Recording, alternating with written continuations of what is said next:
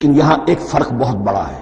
تمام رسولوں کی دعوت یہی ہے، محمد الرسول اللہ کی بھی یہی ہے، لیکن بڑا فرق کیا ہے؟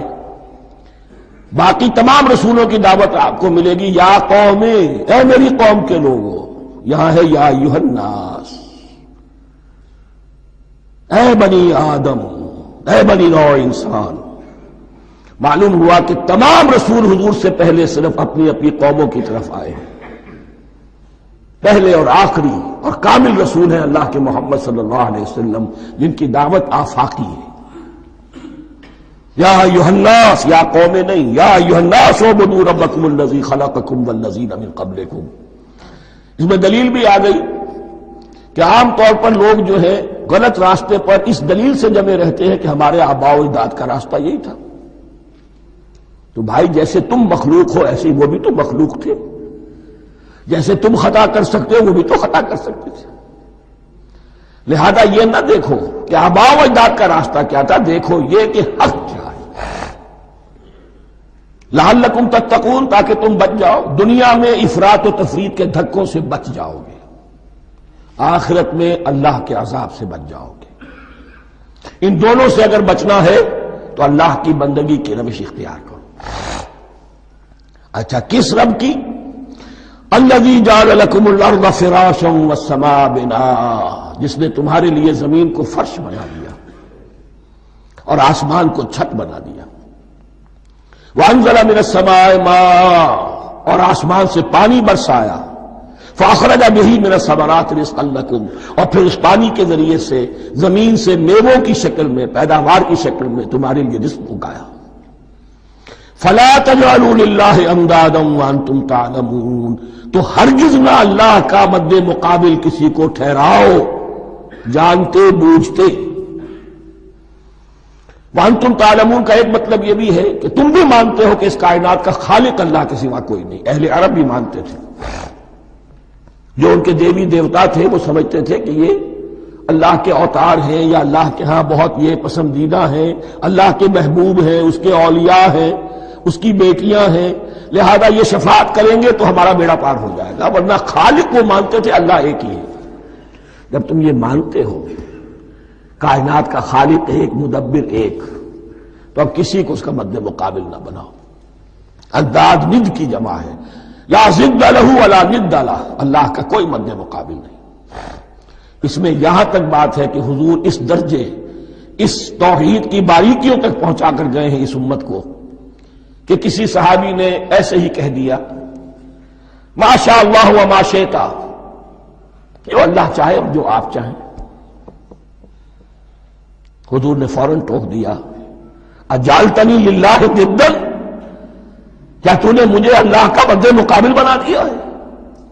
اس کائنات میں مشیت صرف ایک کی چلتی ہے، کسی اور کی مشیت اس کی مشیت کے تابع پوری ہو جائے ہو جائے، لیکن مشیت مطلقہ صرف اس کی ہے. یہاں تک کہ حضور سے فرمایا گیا کہ اے نبی آپ کے لیے یہ ممکن نہیں ہے جسے چاہے ہدایت دے دے، انک لا تہدی من احببت ولکن اللہ یہدی من یشاء.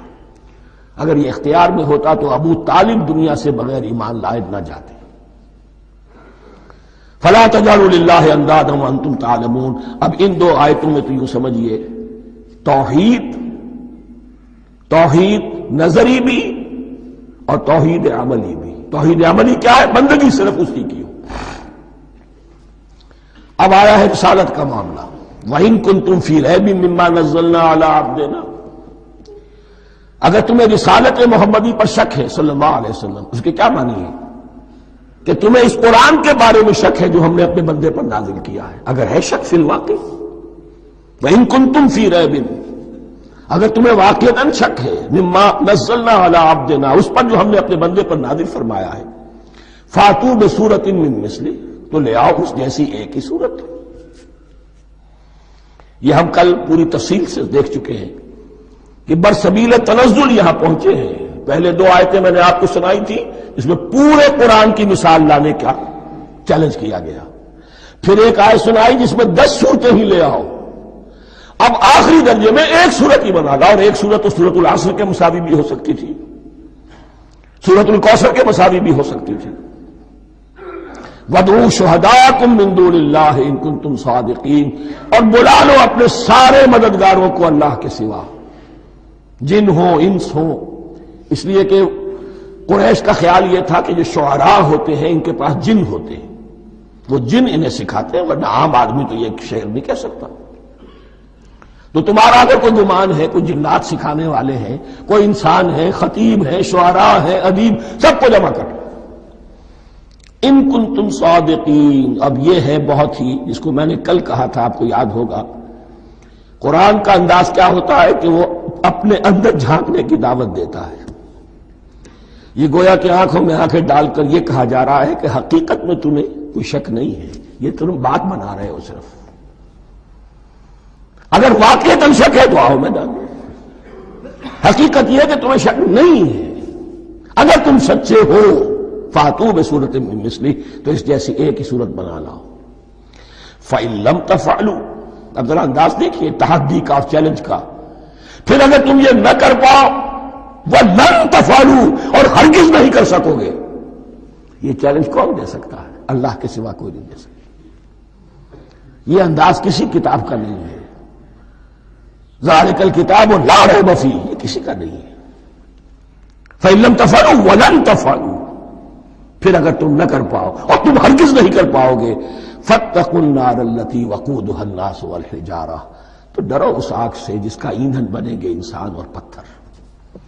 اعدت للکافرین، کافروں کے لیے تیار کر لی گئی ہے، بھڑکا دی گئی ہے. پتھروں کا ذکر خاص طور پر کیوں ہے؟ دو اس کے امکانات ہیں. آپ کو معلوم ہے کہ وہ جو پتھر کا کوئلہ ہوتا ہے اس کی آگ بڑی سخت ہوتی تھی، عام جو ہمارا یہ لکڑی کا کوئلہ ہوتا ہے اس کے مقابلے میں. اور دوسرے یہ بھی کہ چونکہ انہوں نے جو معبود تراش رکھے تھے وہ پتھر کے ہوتے تھے، تمہارے ساتھ ہی تمہارے ان معبودوں کو بھی جھونکا جائے گا، وہ بھی جلیں گے، تاکہ تمہاری حسرت کے اندر اضافہ ہو. ان سے ہم دعائیں مانگا کرتے تھے، ان کے سامنے ماتھے ٹیکتے تھے، ان کے سامنے ڈنڈوت کرتے تھے، ان کو چڑھاوے چڑھاتے تھے. اب یہاں گویا کہ ایمان باللہ، توحید، ایمان بالرسالت اور ایمان بالآخرت. فاتقوا النار التي وقودها الناس والحجارة اعدت للكافرين وبشر الذين آمنوا وعملوا الصالحات، اور بشارت دے دیجئے اے نبی ان لوگوں کو کہ جو ایمان لائے اور جنہوں نے نیک عمل کیے. ان لهم جنات تجری من تحتها الانہار، کہ ان کے لیے وہ باغات ہیں کہ جن کے دامن میں ندیاں بہتی ہوں گی. لفظی ترجمہ ہوگا جن کے نیچے ندیاں بہتی ہوں گی. مراد اس سے کیا ہے؟ عام فطری باغ وہ ہوتے تھے کہ جس میں ذرا اونچائی پر جو ہے درخت لگے ہوئے ہیں اور دامن میں ندی بہ رہی ہے، تو اس سے خود بخود جو ہے وہ اریگیشن، نیچرل اریگیشن ہو رہی ہے، درختوں کے جڑوں تک پانی پہنچ رہا ہے. بہرحال ترجمہ آپ لفظی کریں، ان کے نیچے ندیاں بہتی ہوں گی یا یہ کہ جن کے دامن میں ندیاں بہتی ہوں گی. کلما رزقوا منها من ثمرۃ رزقا، جب بھی کبھی انہیں دیا جائے گا کوئی پھل رزق کے طور پر کھانے کے لیے جنت میں، قالوا هذا الذي رزقنا من قبل، وہ کہیں گے یہ تو وہی شے ہے جو ہمیں پہلے بھی ملتی تھی. اس کا ایک مفہوم یہ ہے، یہ جو نزل ہے، ابتدائی جو ہے دعوت ہے، ابتدائی ضیافت جو ہوگی اس میں وہی چیزیں کہ جو معروف ہے، جانی پہچانی ہے. یہ رمان، یہ دیکھیے یہ انار آ رہا ہے خوبصورت، یہ انگور ہے خوبصورت، یہ نخیل ہے، یہ نخل ہے، یہ رطب ہے، لیکن ذائقے کے کوئی نسبت و تناسب بھی نہیں ہوگا. وہ کہیں گے یہ وہی شے ہے جو ہمیں پہلے ملتی تھی. وَأُتُوا بِهِ مُتَشَابِهًا، مشابہ تو ہوگی وہ، لیکن ان کے ذائقے میں زمین و آسمان کا فرق ہوگا. اور ایک یہ بھی مفہوم لیا گیا کہ آخرت میں جنت میں بھی وہی میوے ملتے رہیں گے، لیکن ان کا ذائقہ بدلتا رہے گا.